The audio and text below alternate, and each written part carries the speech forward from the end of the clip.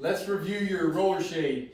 So you've just had roller shades installed, and most of them will have a beaded chain or cord like so, and it operates like this.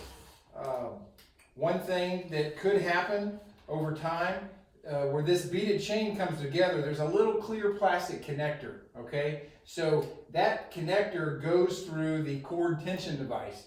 And by law, we have to install that cord tension device. That's a federal law for safety, kids' safety. But that might come undone. If it does, then the connector will sometimes just be on the floor. If it's missing, just get in touch with us and we'll send you some extras so you can just connect that bead cord. Also, when you're pulling this cord through the cord tension device, it can sometimes get a little stuck. You can be aggressive with it. Just pull it through and it'll be fine, okay?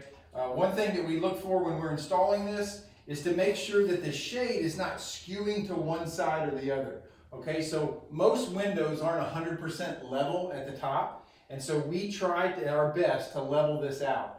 And if you have an unlevel window, the headrail will also be unlevel. There's nothing we can do about that. And then when this comes down, the shade will skew. Well, we adjust the shade before we leave to make sure it's not skewing. But for some reason, it could start skewing later on down the road. Maybe someone pulled on the shade or it got bumped and it pushed it off and it's skewing to one side. If you ever see that, make sure you drop it down a couple of times and operate it to see if it'll quit skewing. If it doesn't quit skewing, get in touch with us. We want to take care of that, because if it gets skewed over to one side, it'll start fraying. The material could start fraying. That's not covered under warranty. Okay, so you want to get in touch with us.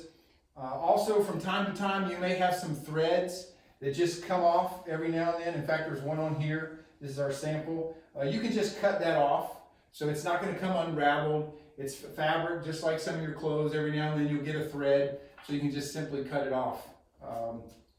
And then also, this shade will come down to the bottom, and you can just put it right on the windowsill. If you have an unlevel windowsill, you might see some gaps coming underneath the bottom, and that's fine.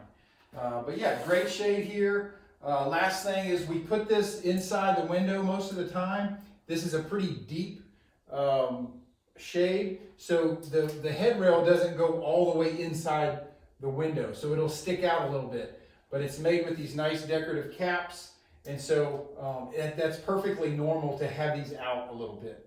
You can do an inside mount like this. Sometimes there's an outside mount.